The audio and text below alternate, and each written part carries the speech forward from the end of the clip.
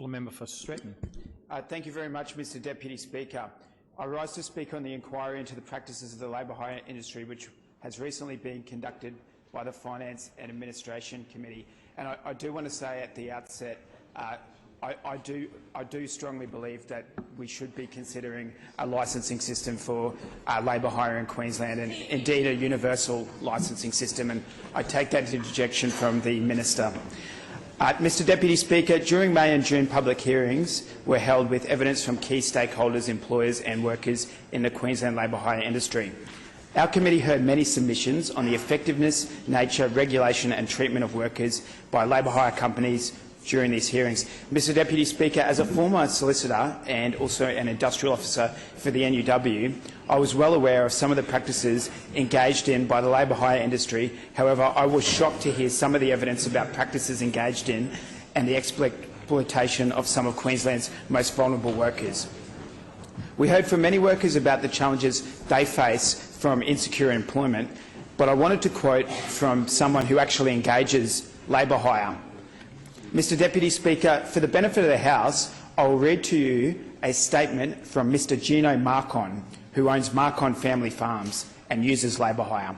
His evidence shows the extent of abuse and vulnerability of these workers. He made the following statement in the public hearing on Wednesday, 22 June, and this is a direct quote. "If you ask me the question, do we treat workers as slave labour, I would have to say yes. Do we abuse them? I would say, yes, we do, simply because the only cost we can control is the cost of labour." Mr Deputy Speaker, this shows the extent of the shocking practices and abuse of workers that is happening in Queensland right now. It is shown through the statement of not only a worker but an actual employer. When employers are directly admitting to this, we have to think that something is not right with the way the labour hire industry is currently regulated. Something needs to be done to protect these workers and also the good people in the industry. Mr Deputy Speaker, the labour hire industry is massively disaggregated, providing labour to practically every sector of the Australian economy. Companies in the labour hire industry provide workers to host companies on a casual and fixed-term basis. Workers are employed by the labour hire agencies but take direction and perform duties for the host employer. The layers of contractual obligations and complications that arise through these labour hire arrangements can in some instances lead to exploitative practices such as wage theft, extreme working hours and forced job insecurity, all of which are issues which the principal or host employer can avoid legal and moral responsibility for. The structure of labour hire arrangements in their present form leaves workers vulnerable and insecure.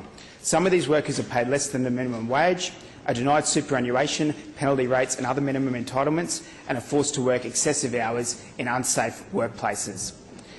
The existence of worker exploitation, the lack of effective compliance mechanism and the unlawful behaviour by labour hire operators in Queensland has been recognised by many, and I believe we need to act upon this evidence and institute a licensing system.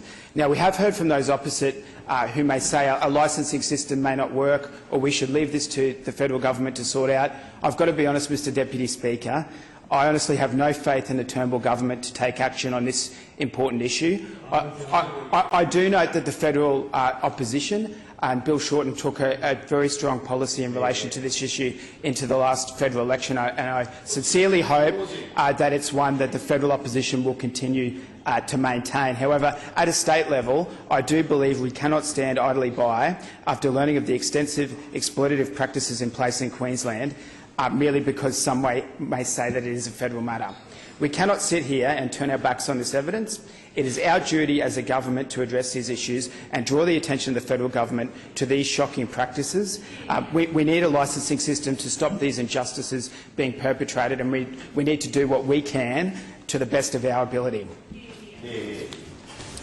There are a range of requirements that seem obvious and straightforward, but are not currently being implemented at the present time.